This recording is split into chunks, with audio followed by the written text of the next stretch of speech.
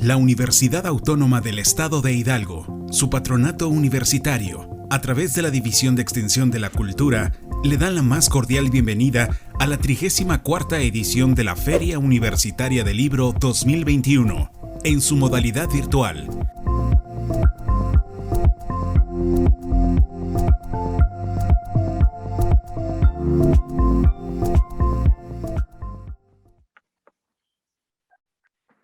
Pues bienvenidas, bienvenidos nuevamente a una nueva actividad del encuentro de poesía, el tercer encuentro de poesía de la Feria Universitaria del Libro en su 34ª edición. Y bueno, hoy nos acompaña Iván Cruz Osorio, poeta, ensayista, investigador de la poesía, de quien me precio de contar además con su amistad y, todo, y su apoyo. Iván hoy viene al encuentro a presentar su último libro de poesía, un libro que lleva por nombre Dogma, que además es un libro que llega después de un tiempo de haber sido trabajado, ¿no? Lo cual es muy notable. Aproximadamente, hasta donde tengo memoria, son unos 8 años, ¿no?, de estar trabajando este texto, Iván. Hola, querido Luis. Pues sí, han sido de alrededor de unos 8 años por ahí de trabajo. En realidad, nunca me he caracterizado por escribir rápido, entonces, Sí. mucho menos poesía, ¿no? Mucho menos poesía. Entonces, para mí, el proceso de escritura de este libro, híjoles, pues implicaba muchas cosas, desde una investigación un poco ideológica, un poco un autoexamen, ¿no? A mí mismo como una clase de militante, ¿no? Dentro del socialismo, dentro de mis visiones, de mis otros libros, también una revisión de eso. Lo que yo he tratado, o quiero jactarme un poco, no sé si pase o se logre, es que al menos quiero que cada uno de mis libros, hasta ahora 3 con Dogma, suene o tenga un propio tambor rítmico, un propio tambor que vaya diferenciándose el uno del otro, ¿no? Eh, Desde mi punto de vista, eh, creo que se ha ido concretando esto, pero también uno tiene que ser muy autocrítico como poeta, como escritor. Fíjate, yo critico mucho en mis lecturas de poesía que siempre es lo mismo. Después lees a un autor y ya leíste su primer gran libro, y ya después de eso ya leíste todo, ¿no? Ya no necesitas leer más, ¿no? Todo es igual. Eh, Creo que en ese sentido he tratado de llevar esa autocrítica a mi propia escritura, güey. Entonces, pues, Claro, sí, bueno, te agradezco mucho la se llama invitación para hablar. justo, no, gracias a ti por estar con nosotros, Iván. Justo pensar en una obra que se ha trabajado durante tanto tiempo, pues advierte ya, ¿no?, al lector, ¿no?, a lo que se va a enfrentar. Y bueno, voy a leer tu semblanza eh, rápidamente para la gente que nos está escuchando, que nos está viendo. Iván Cruz Osorio, ya decíamos, es poeta, es crítico literario, gestor cultural, y además es un extraordinario editor. Él hizo la licenciatura en Lengua y Literaturas Modernas Inglesas en la Facultad de Filosofía y Letras de la UNAM. Es, como les decía, codirector y editor de Malpaís Ediciones, que como pues ya bien nos comentaba Iván, Malpaís pues es también una editorial que refleja muy bien sus convicciones respecto a la literatura.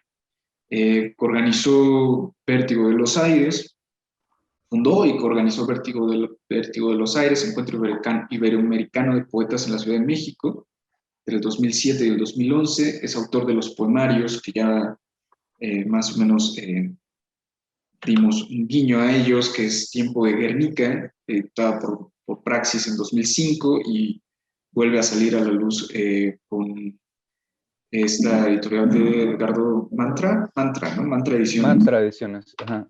Eh, Luego, en 2010, con Mal País, publica Contracanto, y ahora en 2020 sale a la luz Dogma, ¿no? Sí. O sea, ya decíamos, ¿no? 2005, 2010, 2020, ¿no? Buenos espacios entre cada publicación. Y bueno, poemas suyos están en diferentes antologías nacionales e internacionales, ¿no? Como en Cajita de Música, Poetas de España y América del siglo XXI, eh, publicado en 2011, Vientos del Siglo, Poetas Mexicanos entre 1950 y 1982, nacidos entre, más quiero decir, ¿no? Ujú. eh, publicado por la UNAM y la Universidad Autónoma de Nuevo León en 2012, Cartografía de la Literatura Oaxaqueña Actual 2, editorial Almadía 2012, Postal del Oleaje, Poetas Nacidos en los 80s, Colombia, México, por Grupo Editorial Con las Uñas y la Universidad Autónoma de Nuevo León, 2013, Resistencia en la Tierra, Antología de Poesía Social y Política de Nuevos Poetas de España y América por la editorial Ocean Sur, 2014, y Antología General de la Poesía Mexicana, Poesía del México Actual de la Segunda Mitad del siglo XX a nuestros días, editada por Océano en 2014. Compiló y prologó el libro Lumbre en el Almaje, una muestra de poesía mexicana entre los años de 1970 y 1985. Nos referimos a lo mismo, ¿no, Iván? De nacidos entre. Ajá, Y ajá. editado por Catafixia en Guatemala en 2012. Y bueno, fue becario del programa Jóvenes Creadores del Fondo Nacional para la Cultura y las Artes en la generación 2009-2010 en el área de la poesía. Además de ello, pues hay que mencionar también el trabajo que se ha llevado a cabo en conjunto, en el grupo, desde editorial Malpaís Ediciones, que ha dado lugar a verdaderos objetos editoriales, verdaderos joyas editoriales como el Archivo Negro de Poesía en sus dos cajas, ¿no? Han sido justamente trabajos que llevan consigo un trasfondo de investigación, un trasfondo de convicción teórica, además de política, en términos de que conlleva también un rescate de autores que habían sido, por una u otra razón, marginados de lo que llamamos el canon oficial de la literatura mexicana. Esto, por supuesto, pues tiene que ver con una convicción o una vocación muy característica de Iván Cruz, a quien admiramos mucho por ello, ¿no? Pero bueno, hablaremos de eso justamente para el final de esta actividad, cuando entremos de lleno a esta otra publicación que realizó como editor con Ediciones Normalismo Extraordinario, que es Antología de la Poesía Política y Social en México. La libertad tiene otro nombre. Hablaremos para el final de esta sesión sobre eso. Primero, quiero introducir un poco esta nueva entrega, Iván, que es Dogma, hablando propiamente de lo que nos atañe en el encuentro de poesía, que es justamente lo poético. Y quiero comenzar diciendo que, bueno, Dogma, para empezar, es ya en conjunto como libro, el objeto como libro, es justamente ya una propuesta de lectura, ¿no? En su conjunto. Identifico en el libro, además, una serie de dimensiones que abren posibilidades de lectura a través del estilo, a través del riesgo que tomas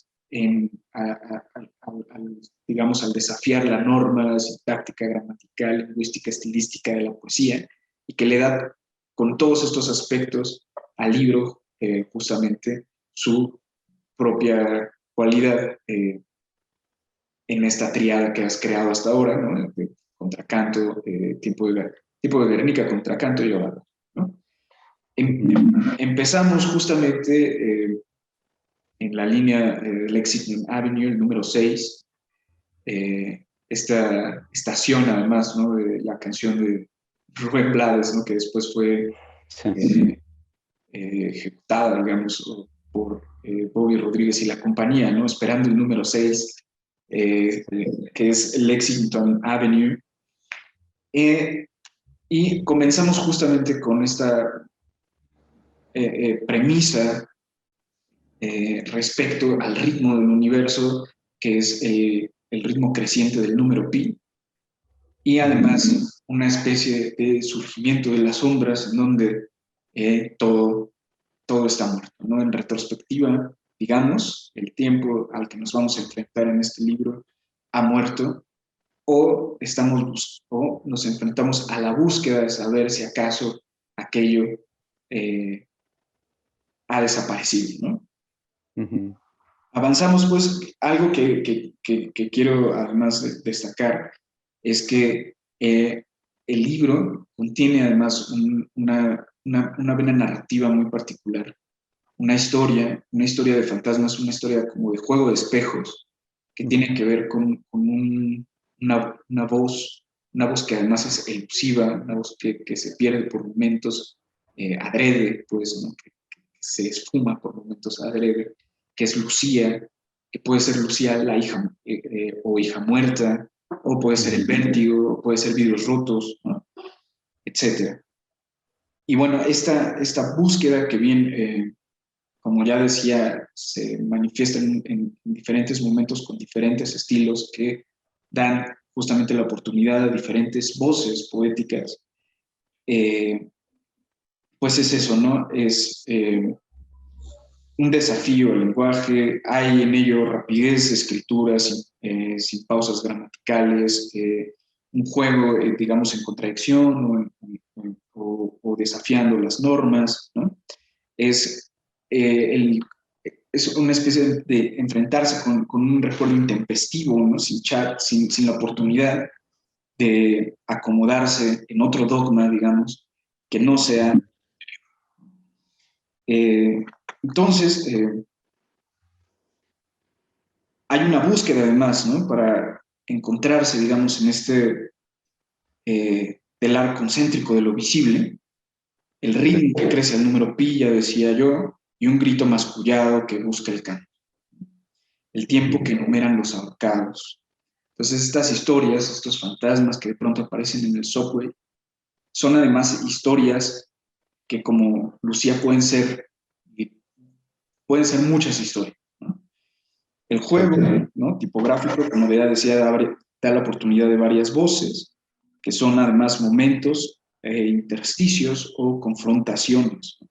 Hay un punto en donde Iván se pregunta, me pregunto si en este viaje no estaré yo mismo desaparecido. Y en ese mismo diálogo la respuesta es otra pregunta que es, ¿duermes? ¿No? Entonces vamos a la velocidad con que crece el número pi, una sucesión justamente de instantes llamados Lucía, ¿no? Una especie de ficción de todas estas sombras, del vértigo. Aparecen también circunstancias muy concretas de corte de la convicción social, ¿no? Que son los estudiantes, los desaparecidos, las muertes, ¿no? Que aparecen, digamos, como números, como estadísticas, ¿no? En la historia de las calles, ¿no? Que, digamos, ignoramos a nuestro paso, ¿no? Los felices que van, que caminan por las calles ignorando todo lo que está sucediendo, ¿no? Y bueno, además este libro me recuerda mucho por este desarrollo del que les hablo en torno a un diálogo interior, una especie de confrontación mucho más personal en segunda persona, el personaje, digamos, o la voz de Lucía, que es una voz de muchas voces, hija muerta y el vértigo.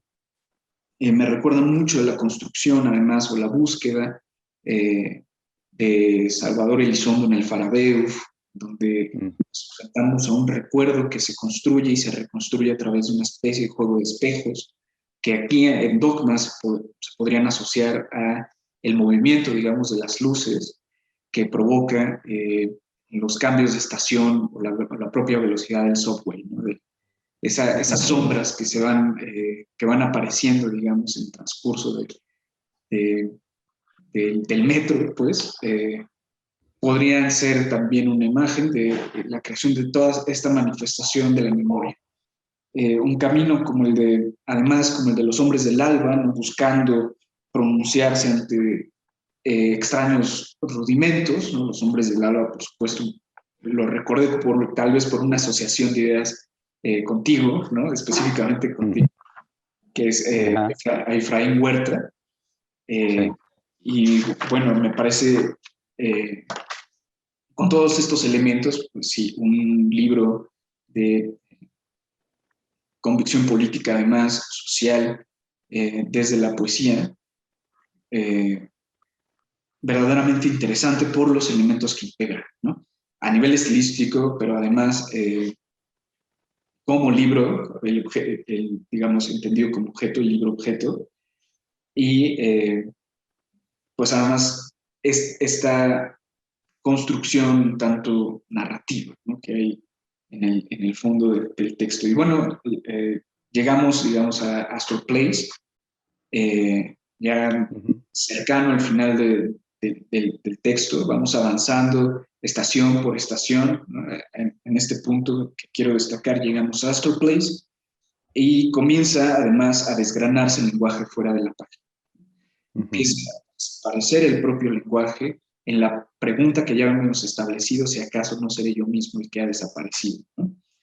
Desaparecen algunas letras, ¿no? Luego llegamos a Canal Street, me parece, y nos pregunta a conciencia, una especie de conciencia reduplicativa, como preguntarse desde la desaparición si ha desaparecido, ¿no? Se pregunta, ¿oíste además el paso de los desaparecidos? ¿No?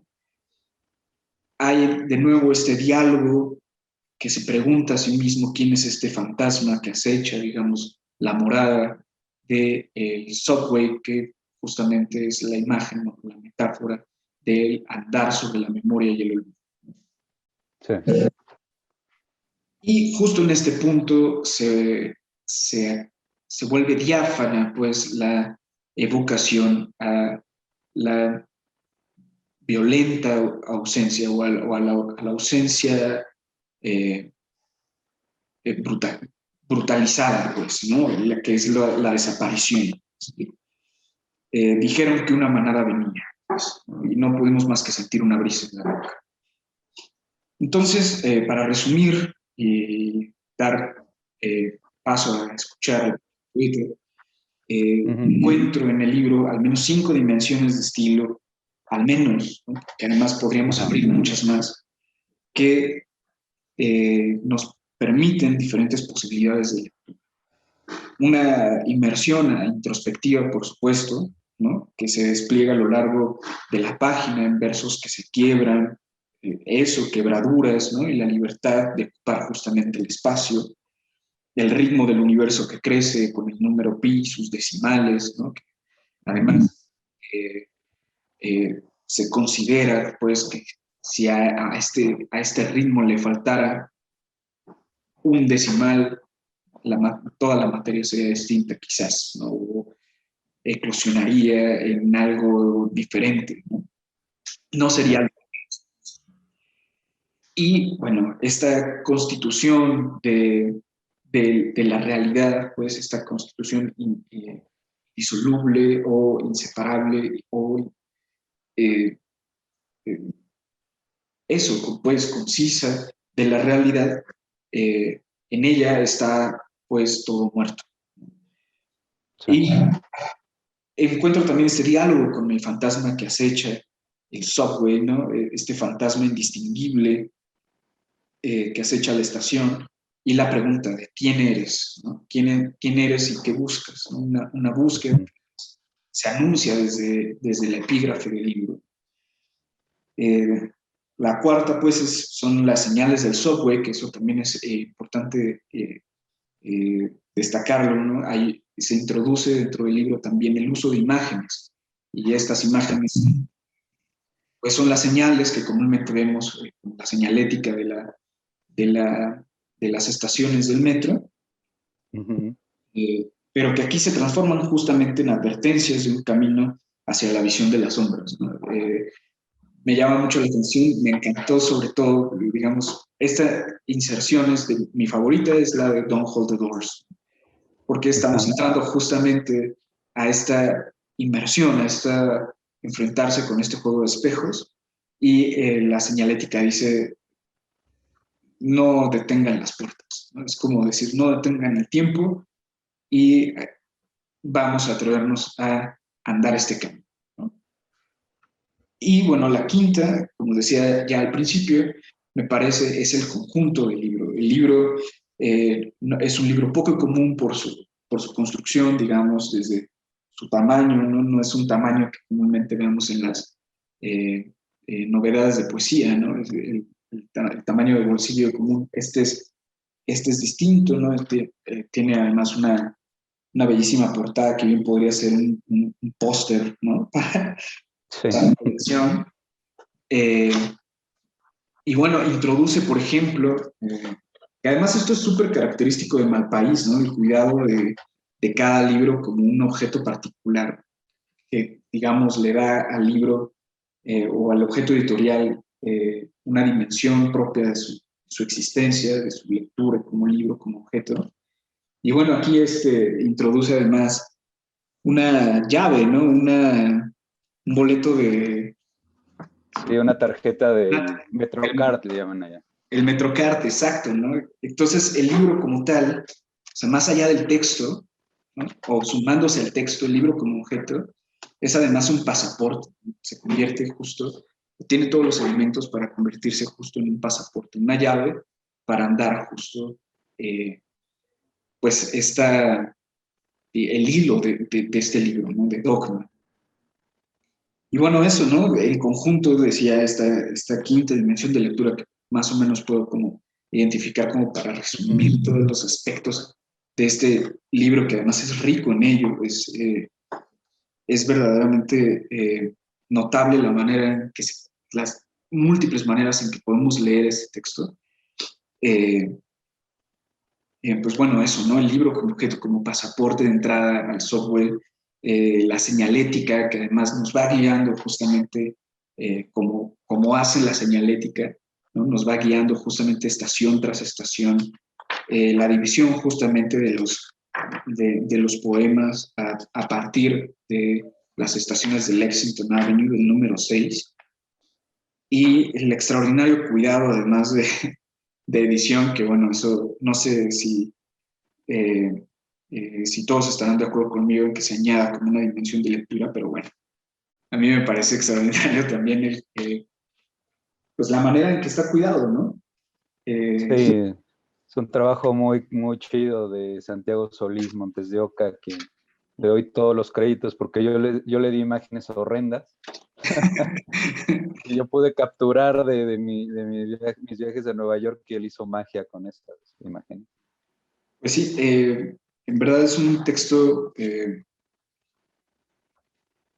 que, pues, sin temor a equivocarme, pues cobra una relevancia muy específica, no solo en la poesía que se escribe en la actualidad, sino pues en el horizonte de lectura de la poesía mexicana, ¿no? Y pues muchas felicidades, es un Gracias, Luis. tiene cautivadísimo. Y pues cuéntanos un poco más, ¿no? De este libro. Pues mira, yo trato de hacer con este libro, evidentemente, y yo creo que por eso me tomó tanto tiempo, porque yo, para serte totalmente honesto, yo solo he tenido una beca individual para la creación de un libro que fue cuando gané este apoyo de jóvenes creadores del FONCA en este periodo en 2009-2010. Yo en 2009 inicio a escribir este libro.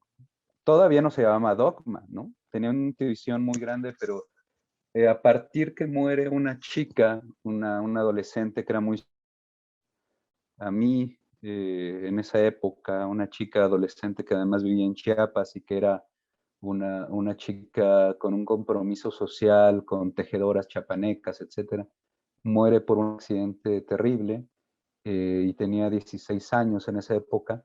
Y yo sí, dentro de mí la consideraba una especie de hija, ¿no? Entonces ahí hay una anécdota para mí terrible que da inicio al libro. O sea, yo tenía tiempo de no escribir y a partir de la muerte de ella empiezo a escribir de una manera frenética, ¿no? Eh, Ahí está la anécdota que da el nacimiento a este personaje del libro que se llama Hija Muerta, ¿no? Que además es lo primero que yo construyo de Dogma. Este personaje y cómo va apareciendo y desapareciendo dentro de la narración. Esto se junta a la vez con una anécdota, pero ahora en Nueva York.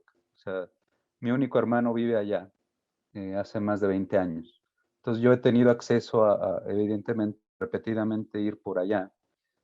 Y a mí me pasó una anécdota en uno de estos viajes en que yo me encontraba al mismo homeless, al mismo vagabundo en el metro. Me lo encontré 2 o 3 veces y solo usaba la línea 6, ¿no? Justo esta línea que tratamos de simplificar. Y a mí me interesó mucho el personaje porque yo me acuerdo que una de esas veces me tocó estar cerca de él y yo empecé a escuchar que repetía mucho un nombre, ¿no? Un nombre femenino. Realmente no me acuerdo cuál era. Y todo el tiempo se hablaba a sí mismo. Estaba hablando, o sea, no a voz muy alta, sino una voz como muy, de repente cuando uno puede hablar consigo mismo, pero muy rápido, ¿no? Y a mí se me hizo un personaje, desde que lo vi dije, este es un personajazo. Le dije, este es un personajazo para una novela. De alguna manera en ese momento me lo pareció. Y yo dije, bueno, ya haremos algo, haremos algo, haremos algo. Pero el nacimiento de Dogma empieza con esto, ¿no? Con esta propia voz que puede ser totalmente dislocada, desprendida de alguna realidad ideológica, socialista, pero que para este momento estaba totalmente desorbitada, ¿no? Entonces, en realidad esas son las dos premisas, juntar a esta persona, a este personaje con con esta pérdida de su hija muerta, juntar lo personal, ¿no? Que en este caso pues interviene en mi biografía, ¿no? Lo personal con lo ideológico, sin ser quizá lo ideológico lo más dominante, pero está ahí presente como un ruido blanco, ¿no? O sea, está ahí presente, ahí están los desaparecidos, también como un ruido blanco, así que tú de repente no dices, pero él es un desaparecido también, el personaje, ¿no? O un personaje que está desapareciendo, que está fantasmando, por decirlo de alguna manera. Y el personaje todo el tiempo te está hablando de muñones, ¿no? Que está enmuñonado, que está perdiendo de alguna manera su ser, ¿no? Y realmente en estas dimensiones de lectura, por eso me tardé tanto tiempo. Bueno, a lo que iba, la primera idea es que yo tenía una primera versión de este libro en 2010, un borrador, ¿no? Imagínate, 2010. Yo acababa de sacar Contracanto, que Contracanto ya había estado terminado antes que yo empezara a escribir. Dogma ya estaba terminado meses antes. Y entonces yo tenía un primer borrador de Dogma ya para finales de 2010, que además se tenía que entregar por el apoyo de FOM. Yo, compañeros de ahí de la beca, ¿no? Y de mis tutores, decían que era un libro terminado. Pero yo tenía una visión así de que no, o sea, no me gustaba. Se decía, no, esto le falta, esto no, algo le falta, ¿no? Y decidí engavetarlo. Se lo engaveté como 2 años, imagínate. O sea, lo engaveté 2 años y cuando regresé a él, empecé a comprender qué es lo que me hacía falta. Entonces empecé a idear otras cosas, estructura, y la estructura del metro siempre estuvo, o sea, las estaciones de metro, pero de repente era muy ambicioso, entonces acorté las estaciones de metro que iba a abarcar, o sea, hizo cambios lo suficientemente reales a las posibilidades y empezar a darle estas dimensiones de lectura, tanto de lo visual como los distintos lenguajes, tanto en prosa como en verso, como en diálogos, ¿no? Todos estos momentos de diálogo. Y seguramente, o sea, tú mencionabas ciertas influencias que podría estar ahí, Farabeuf, que podría estar Efraín Huerta, que podrían estar otras influencias por ahí, seguramente, ¿no? O sea, son lecturas que a mí me gustan, ¿no? Que a mí Por ejemplo, son muy entrañables, ¿perdón? Canto un amor desaparecido, ¿no? Por ejemplo, de Raúl Zurita. También, claro.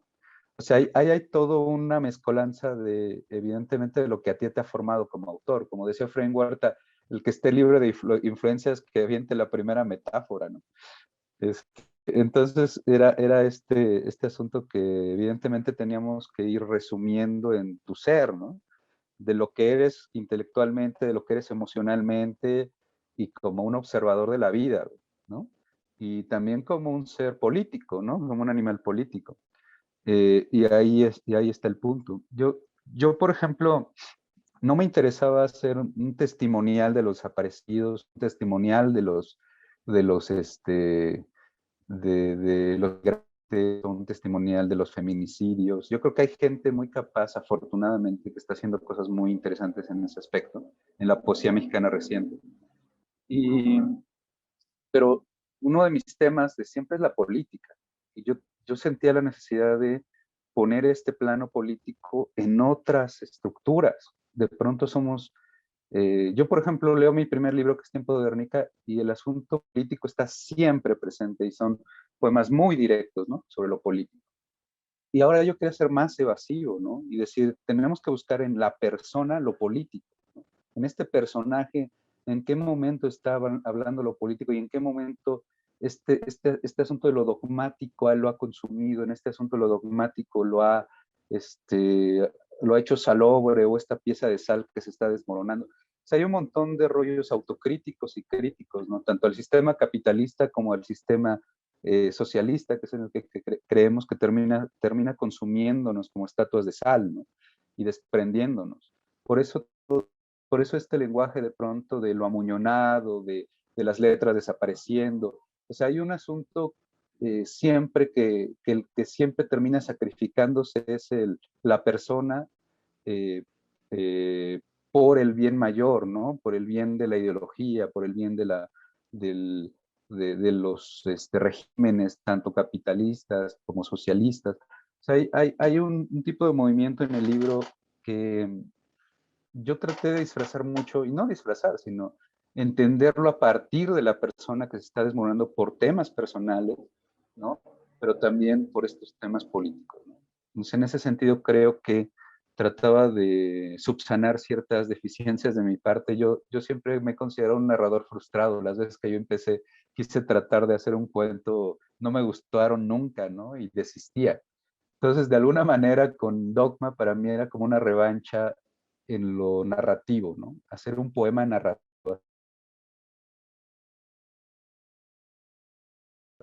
en... Adelante. Ahora vamos. Sí.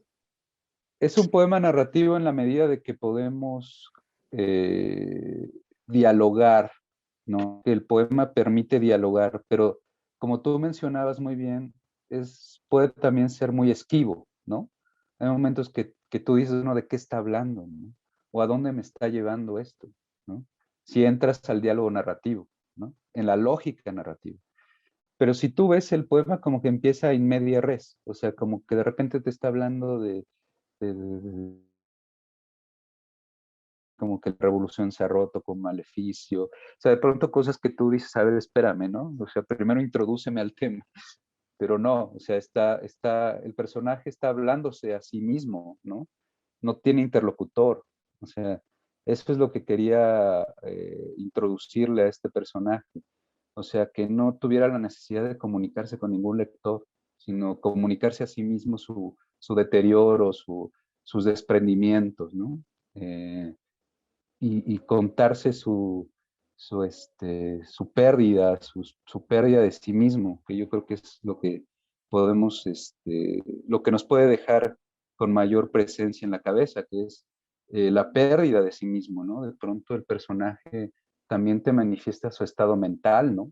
Que tampoco es el óptimo, ¿no? O sea, te está platicando que se siente, que de repente siente estas choques eléctricos en la cabeza, ¿no? Y un montón de cosas manejándose ahí dentro del, del diálogo, eh, que te puede llevar de un lado a otro, decir, bueno, este personaje es un personaje que ha sido sometido a choques eléctricos, un personaje que ha sido torturado, que en algún momento lo menciona, ¿no? La tortura, todo esto. O sea, te va llevando a varias cosas, ¿no? pero no te lo está platicando a ti para que lo entiendas con lujo de detalle. Se lo está platicando a él, como sus recuerdos, como sus memorias. Por eso el asunto de Farabeo, aquí en la memoria y la desmemoria, aparece como una especie de personaje que está consciente de que realmente no entiende si su memoria es algo imaginado o es algo inventado. Entonces, este asunto de la memoria como una invención o como una propia fábula de uno mismo aparece ahí, ¿no? Que es una de las premisas también de Farabeo, de Elizondo, ¿no? Pero es en eso, en la pérdida, en las pérdidas que está sufriendo el personaje, ¿no? Todas estas pérdidas de ser que está sufriendo. Claro. Pues no sé si para la gente que nos está escuchando sería bueno que leyéramos un poco de esto que estamos Sí, comentando, ¿no? yo creo que sí. Yo creo que podemos empezar justo por el principio que le... Claro. Eh, puedo ser un Robinson que comienza a despertar y mira frente a los espejuelos desaparecer al nuevo mundo.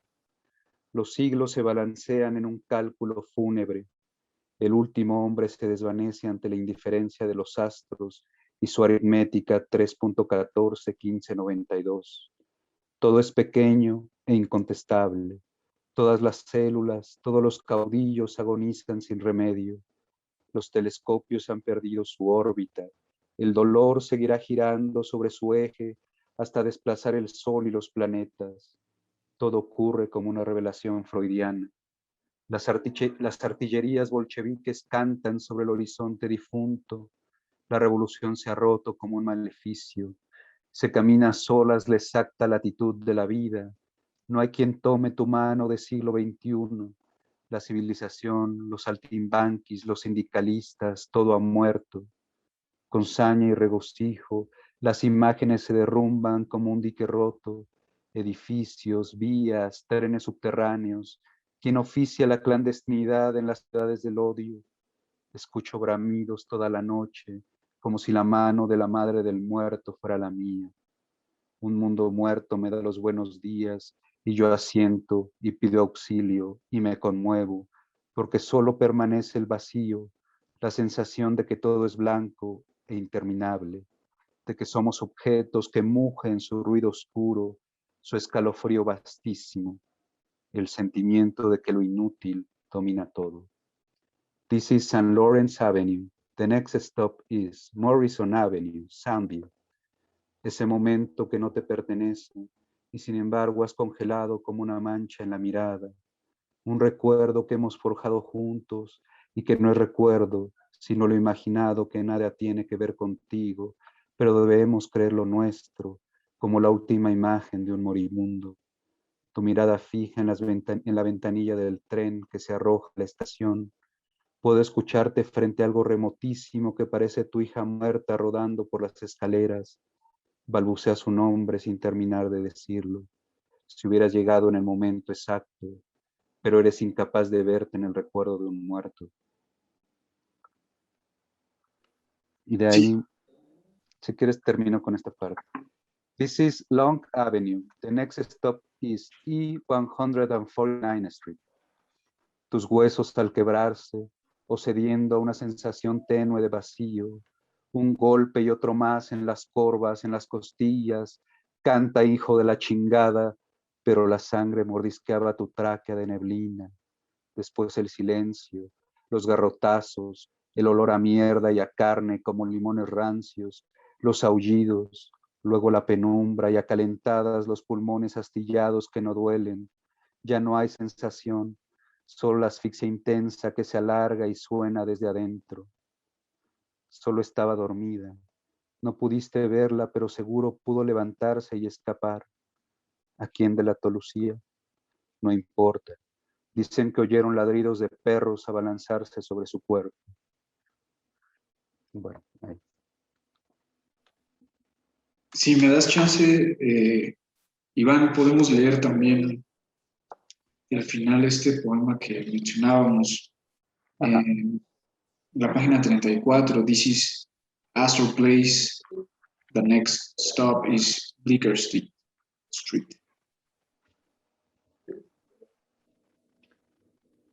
Ok. justo un poco como para La también, sí, ejemplificar este juego de espejos, de sombras del que estamos hablando, de cómo este personaje se enfrenta a sí mismo multiplicado en sombras de la memoria. sí. This is Astor Place. The next stop is Bleecker Street. Hubo un espejo. Nunca habíamos notado que hubo un espejo. La mujer desnuda que camina frente a la ventana de izquierda a derecha. ¿Quién es el hombre que se acerca desnudo y la abraza con su frialdad de niebla? ¿Quién era? Recuerda su lumbrita, sus pezones ateridos clavados en ese reflejo donde no estuviste, porque no tienes recuerdos, pero tienes esa imagen que no te dejará. Ondas magnéticas lanzadas al horizonte marcan, degüellan las neuronas.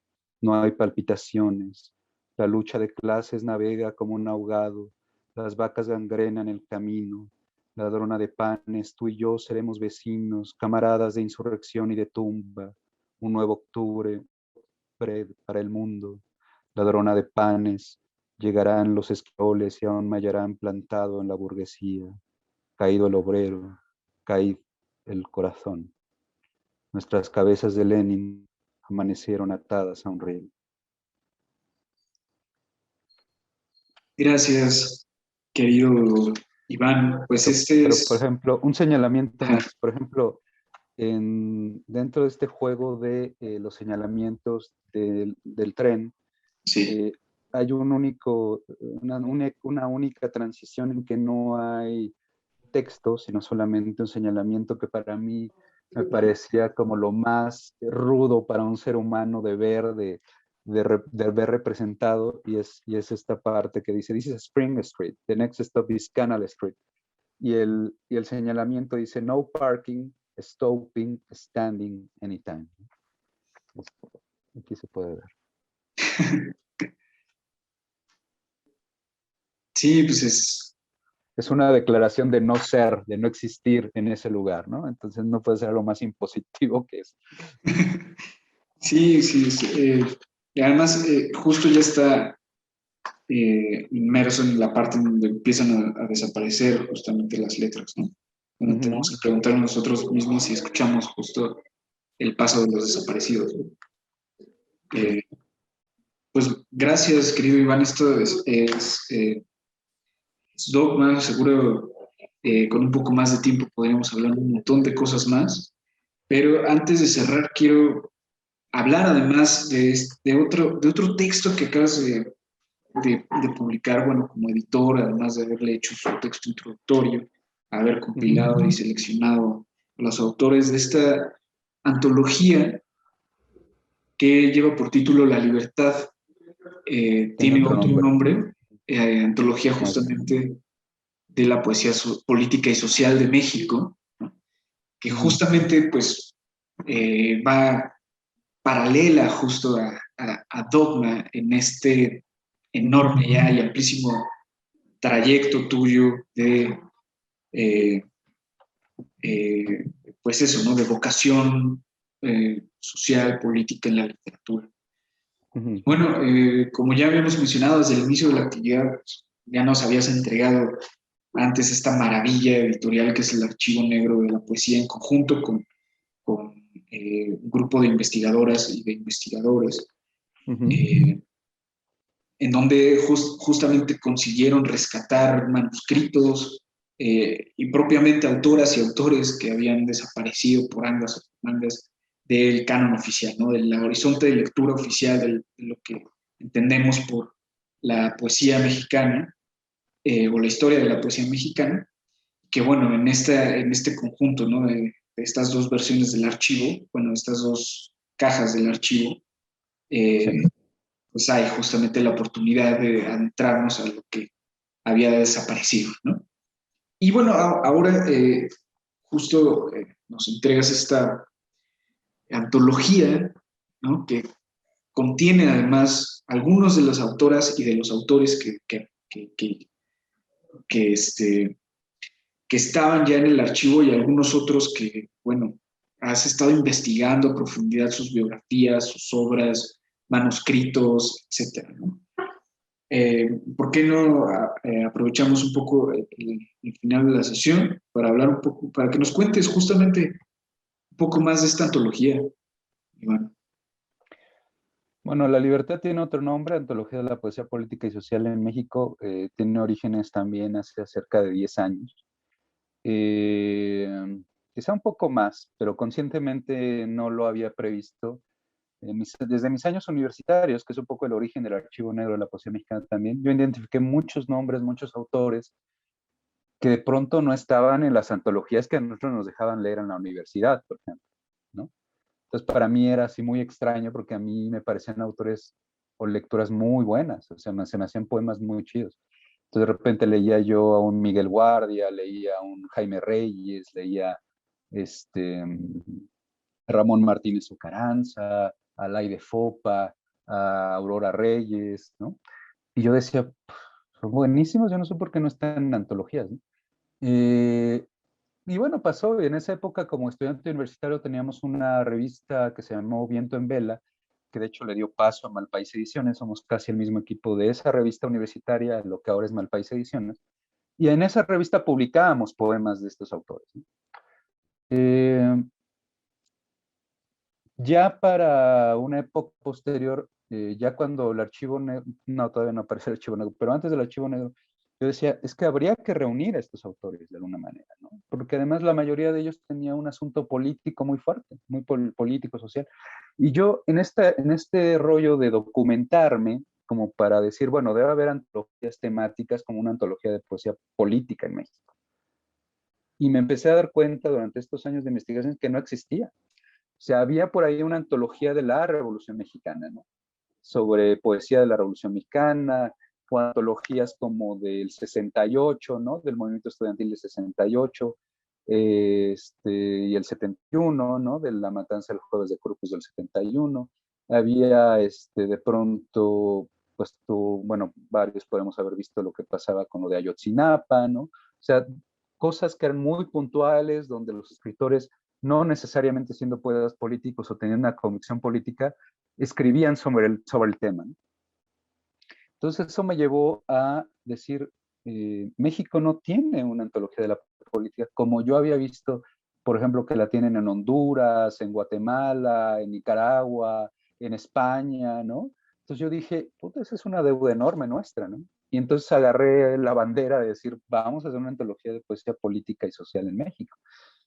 Y bueno, la investigación abarcó mucho tiempo y autores desconocidísimos, de pronto como el anarquista que abre la antología, que es Praxedis Guerrero, que además de ser un gran intelectual, un protofeminista de aquella época, un tipo contra el régimen de Porfirio Díaz, también fue general de su división, de su tropa, y muere en batalla durante los primeros meses de la Revolución Mexicana, lo que podríamos describir como nuestro primer poder de una, este, de una guerrilla o de una, pues sí, en este caso de una guerrilla que enfrenta al sistema, ¿no? Y eso era totalmente desconocido, ¿no? Yo nunca lo había visto en antologías. Entonces, pero pues a partir de mi visión del anarquismo llegamos a Praxedis Guerrero y pudimos encontrar los poemas y meterlos en esta antología. Y otros autores que han sido invisibilizados históricamente. Y lo que yo he descubierto básicamente es que gran parte de los autores invisibilizados tienen un posicionamiento político y social en México. Entonces no eran invisibilizados solamente a un nivel literario, estético, sino a un nivel político y social. Entonces yo siempre he sostenido que tanto los poetas del Archivo Negro como de esta antología de la libertad tiene otro nombre, pues son poetas que finalmente no solamente forman parte de nuestra historia literaria, sino también de nuestra historia como país. Entonces, en esta antología que pueden conseguir en las redes de Malpaís Ediciones, estamos juntando alrededor 50, 60, casi 60 nombres de autoras y autores, ¿no? Que tuvieron una causa, estuvieron en un movimiento y sobre todo eso quería dejarlo muy claro. O sea, no incluir autores que de pronto tuvieron un acto de solidaridad con un momento no sé, ya sea Yotzinapa o que es plausible, desde luego, pero hay poetas que dejaron toda su vida en las alambradas. Y yo decía, esos son los poetas que yo quiero una antología. Son a poetas que realmente se jugaron la piel en movimientos sociales, en causas, en hechos homosexuales, como Nancy Cárdenas o Abigail Bojorquez o Carlos Eduardo Turón, o en el feminismo, como la propia Alaide Fopa, ¿no? Rosario Castellanos, ese tipo de autores, ¿no? Que se la jugaron y que estuvieron ahí dando la cara y dando el pecho a las balas. No de repente poemas de ocasión. Bueno, eso es hacer un censo, ¿no? No hacer una antología. Entonces, la idea de la antología era rescatar a esos autores que lo dieron todo por su visión poética, estética y por su visión política y sus causas y los movimientos, ¿no? Entonces, es una antología como una propuesta de lectura a un nivel estético y a un nivel político, de mi parte. Eso es importantísimo señalarlo y subrayarlo todas las veces, porque a veces pensamos que la invisibilización dentro de la literatura tiene que ver simplemente, simple y llanamente con un sello, ¿no? O con una aprobación. Eh, Ujú. pero acá estamos hablando de gente que murió haciendo lo que hacía, ¿no? Gente que murió en batalla, gente que, o Que sea, lo mataron y que lo mataron de las revistas y las ediciones que ¿no? exacto, exacto. O sea, sí estamos hablando aquí de circunstancias políticas severas, ¿no? Sí. Y que tienen que ver justamente con su vocación literaria, pues, ¿no? O sea, esta doble dimensión en conjunto es justamente lo que hace a los autores y autoras que están en la antología, ¿no? Como en el archivo negro también, ¿no? Sí, yo creo que en ese sentido es un trabajo que nos ha abarcado mucho tiempo, es un trabajo de investigación y un trabajo colectivo, ¿no? Como tú mencionabas, por ejemplo, los investigadores y prologuistas en el Archivo Negro pertenecen al Seminario de Investigación en Poesía Política en México, gente como Israel Ramírez, Eva Castañeda, Diana del Ángel, Jorge Aguilera, Jocelyn Martínez, no quiero que se me vayan muchos, Diego Alcázar, El Daniel Martín Telles Paz, igual anda por ahí, ¿no? y bueno, Daniel Telles, o gente de afuera como Heriberto Yepes, por ejemplo, Alejandro Palma, que es de la Universidad de Puebla, Gustavo Osorio. O sea, el Archivo Negro es un trabajo colectivo, ¿no? De rescate y que pone en nuestra época a estos autores para que se lean y el lector decida si son valiosos o no son valiosos. Afortunadamente, creo que en la mayoría de los casos hemos salido adelante en nuestras apuestas y la gente ha aceptado a muchos autores que no conocían y los ha abrazado y los quiere y los publica y los republica ahora en revistas y los traduce, ¿no? Gente como Miguel Guardia, como que Miguel Guardia ya hay tesis sobre esto a partir de lo que hicimos nosotros, o traducciones como de Carlos Gutiérrez Cruz, que ahora fue traducido al francés, o Jesús Arellano, el de los poelectrones, que ahora está siendo publicado en revistas en otros países, ¿no? Entonces, ese tipo de cosas te alientan y te dicen, sí, eso es este camino, abrir el canon, o no abrirlo, o sea, desaparecerlo, ¿no? O sea, porque quienes de repente se aferran al canon es aquellos que quieren seguirnos dando una visión vertical absolutamente de todo. O sea, todos debemos tener la opción de poder leer lo que queramos sin que nos digan eso, ese autor es malísimo o este autor es bueno y este es el non plus ultra y este no sirve para nada. Es absurdo, güey. O sea, son ya estructuras anquilosadas, ¿no? O sea, que nadie te puede decir que es bueno o malo realmente, ¿no? O sea, puedes ver poetas que se regocijan con la complejidad, pero puede ser también una ortodoxia bastante falsa, ¿no? Y otros autores que son claros y que son diáfanos, que te pueden llevar al punto exacto del sentimiento que nunca habías experimentado, ¿no? Entonces, con eso basta. O sea, no necesitas más. Afortunadamente así es la poesía, así es la literatura. Entonces, siempre hay varios caminos para el arrobamiento del ser, ¿no? Dijera por ahí Ramón López Velarde. Pero así es, así debe ser. Entonces, para mí, la libertad tiene otro nombre, era pagar una deuda, saldar una deuda con nuestros autores políticos y sociales que lo dejaron todo, nuestros poetas, y también mostrar que en México los escritores, al mismo tiempo que pueden ser escritores, pueden tener una ética, que de pronto ya ahora la ética nos la pasamos por el arco del triunfo y todo implica llenarnos de premios y de alabanzas y con eso ya conseguimos la trascendencia que necesitamos y es un absurdo. O sea, de repente yo veo a muchos autores de mi generación o más jóvenes que ganan premios y premios y para empezar yo digo, bueno, ¿y cuándo tienen tiempo para escribir estos cabrones? Pero, en fin, o sea, el asunto básicamente es que la literatura no necesita de estampitas, no necesita de diplomas. La poesía necesita de este posicionamiento como escritor que debe ser autocrítico, que debe ser sumamente ético consigo mismo y con lo que lo rodea, ¿no? Si no eres una especie de oráculo ciego, cabrón, en realidad.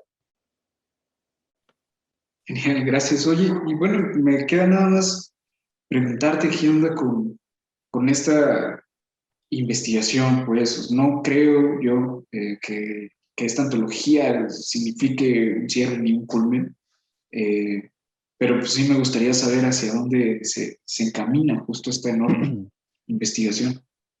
Para mí era saldar un compromiso con autores, sobre todo de principios del siglo XX. Esta antología cierra con José de Jesús San Pedro, que nació en 1950, es decir, que está escribiendo en los años 70, ¿no? En los años 70, 80. Pero mi idea es que posteriormente, bueno, el trabajo que ya estamos haciendo es un grupo de escritoras, de poetas y un servidor para rescatar a las grandes poetas combatientes del siglo XX también para visibilizar su trabajo, ¿no? Las autoras que yo no pude incluir aquí por espacio, bueno, también hay autores, hombres que están fuera, pero hay autoras sobre todo que están fuera. Quiero que se incluyan ahora en un nuevo volumen antológico que yo espero que para fin de año ya lo estemos sacando. Eso es lo inmediato, ¿no? Y posteriormente el Archivo Negro de la Poesía Mexicana quiere sacar una nueva serie, una tercera serie en la que solo estén 10 autoras, ¿no? 10 poetas. Entonces sería el segundo paso de lo que nos queda. Y como tercero, que yo espero que pueda también ser este año, al menos lo de las mujeres, el Archivo Negro de Mujeres, yo creo que sería para el próximo, o sale como hemos calculado, pero al menos este año yo quiero ya tener terminado un ensayo, un largo ensayo sobre la historia de la literatura, la historia de la poesía política y social en México durante el siglo XX, ¿no? Eso es lo que yo quiero tener terminado también, pero ya en un largo ensayo que nos vaya explicando paso a paso esto, ¿no? Pero bueno, esto continúa, ¿no? Exacto, es un trabajo inacabado, ¿no? Siempre. Y pues bueno, te agradezco muchísimo que nos hayas dado la oportunidad justamente de compartir con la gente que nos está viendo, pues estas dos, ¿no? Estas dos entregas tan importantes que nos regalas para estos años, ¿no? No, con mucho gusto. Recuerden, pueden conseguirlos, entren a las páginas, en la página de malpaisediciones.com, a nuestras redes sociales Facebook, Twitter, Instagram. Ahí pueden tener una liga para ir a adquirir sus libros, estos libros y otros libros, ¿no? De Malpaís Ediciones. Sí, porque además Malpaís Ediciones pues tiene otras novedades que también les van a sorprender muchísimo, ¿no? Por ahí hay un libro seguro. que se llama Pandenomics que igual llama muchísimo la atención, ¿no? Que sí, es muy recomendable. Abordar. Las grandes pandemias de la historia. Sí, pues invitamos a la comunidad universitaria y al público en general que nos está viendo a que se acerquen a Malpaís Ediciones a revisar su catálogo, a conseguir además este extraordinario libro que es Dogma y la antología La Libertad tiene otro nombre, que justo tiene un texto introductorio de Iván, ¿no? Sí es una antología coordinada por él, pero además tiene este texto introductorio que les puede servir para dar un poco en lo que ya nos ha comentado. Y pues bueno, les agradecemos mucho por habernos acompañado, a ti Iván, por darnos este tiempo maravilloso y pues Gracias. Simplemente invitarlos a que continúen asistiendo y visitando el programa de la Feria Universitaria del Libro en esta 34ª edición. Y nos vemos la próxima.